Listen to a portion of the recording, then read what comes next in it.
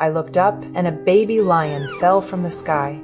I had no idea where it came from, but seeing its pitiful face made my heart tighten. I couldn't leave it alone in the dangerous forest, so I brought it home. As I was about to close the door, a white wolf carrying a child burst inside, and I hesitated, then cautiously walked over. I realized I knew this white wolf. Not long ago, Emma found it trapped in the forest, tangled in ropes.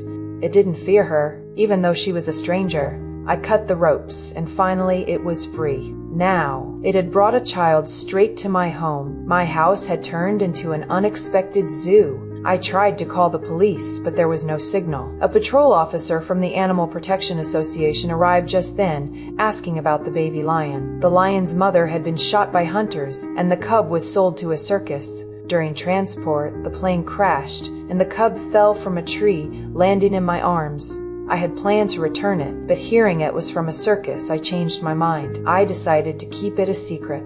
I had lost my parents long ago, and my grandfather had died a few days earlier. I knew this kind of pain too well. Back home, I saw the white wolf nursing the child. The lion walked over casually, and I felt nervous. I worried the wolf might reject it. The baby lion nestled in and drank together. The wolf didn't stop it. Maybe in its eyes, the lion was just another child. Watching this tender moment, I decided to adopt them.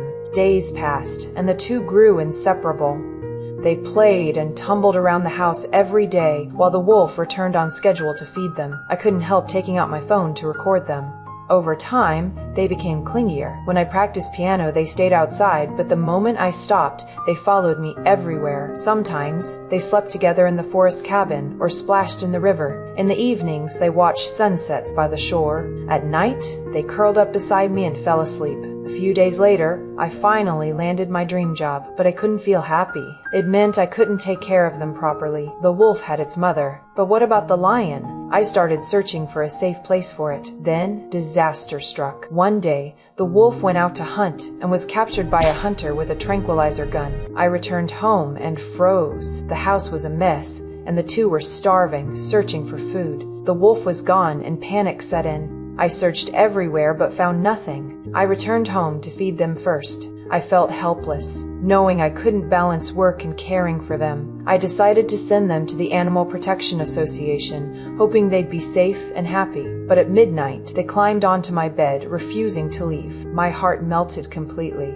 I swore I would never abandon them. I quit the orchestra and devoted myself to caring for them. Snow covered the forest, and they grew into massive creatures. They chased and tumbled in the snow, while I prepared hearty dinners every day. Their appetite was enormous. My grandfather and I brought in piles of meat daily. Even though I was prepared, my grandfather was still shocked. Danger came with the season. A mother and daughter came to the island to pick flowers. The lion and the wolf ran toward them with powerful strides. I panicked and rushed to stop them. I tripped over a rock and hit my head hard. I lost consciousness. Seeing me collapsed, they grew frantic. They nudged me desperately like children who had made a mistake. The wolf arrived, circling me and growling, hoping someone would come to help.